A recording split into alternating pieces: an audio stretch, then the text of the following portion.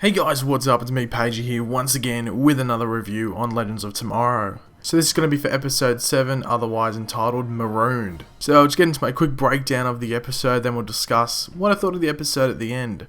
So the episode actually starts off with Rip Hunter watching this home video, I guess, of his wife and son. And I'm assuming it was almost motivation for him to sort of finish his mission.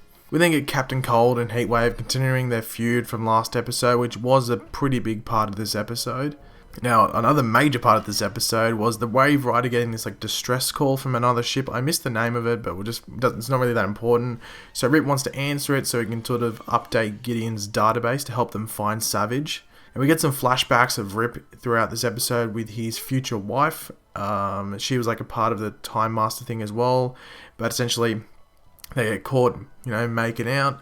He gets a disciplinary hearing, might I say, and she actually sort of leaves it and takes the whole blame so he can continue on his road to being a Time Master. So Jax, Professor Stein, Heatwave, and Rip all head to the other ship to investigate it.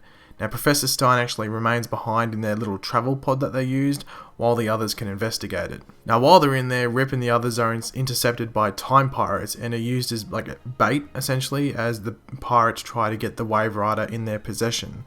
Now, throughout this, the two ships have a battle royale, which doesn't really lead to too much, apart from the Wave Rider getting sort of damaged, which, needs to be fixed.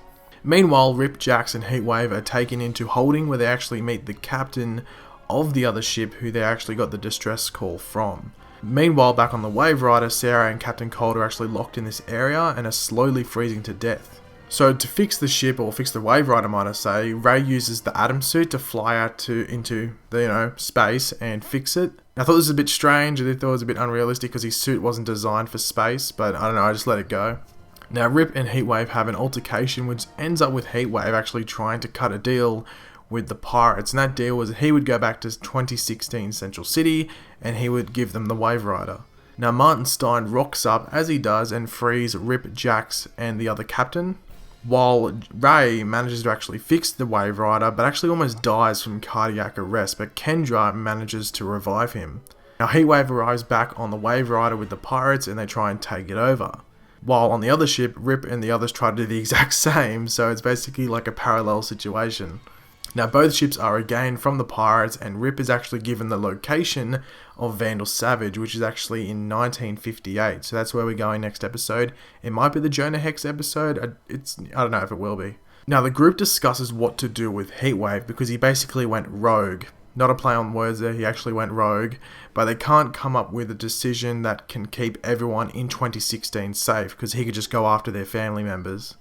So Captain Cold decides to take Heatwave out into a field and freezes him, but did he kill him? You would assume that he did, but we didn't see a body, so we'll probably get that at the beginning of next episode, but it's something to think about. So this episode was pretty good overall. It didn't have any filler, even though last episode was really good, it did have that awkward love triangle between Kendra, Jax, and Ray, and even though that sort of played out in this episode with Kendra and Ray, and they even kissed throughout this episode, it wasn't too much of the episode, if you know what I mean. I really did like the whole Time Pirates thing. It's just a one-off episode. It's a bit of fun. Some people might think it's a bit corny, but I think it's pretty cool because it would be like that. It's even they even reference Star Wars and Star Trek a lot. Like in Star Wars, there's people like that will take over ships and stuff like that. So it would happen in that situation.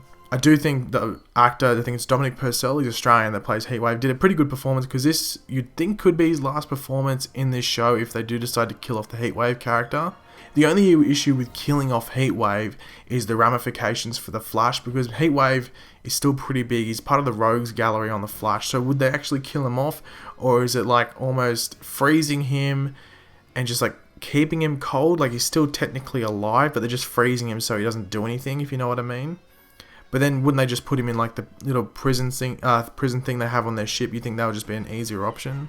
But I'm not too sure what they want to do because it's a ballsy move killing off Heatwave. So I'm not sure, not too sure what they're going to do. Sorry. In regards to the flashbacks with Rip, I didn't mind that too much. It gives you some leeway into what really happened with the whole and how he met his wife and stuff like that. So I think it played out pretty well. It didn't take up too much of the episode. It was just a break in between scenes. So I thought they played it out pretty well and it was represented pretty well on screen. But leave your opinions in the comment section below, guys. What did you think of this episode? Did you enjoy it? Did you hate it? Were you just it was okay? And leave them in the comments below. Leave a like if you enjoyed the video or the episode, and subscribe if you are new. I'll catch you later, guys. Goodbye.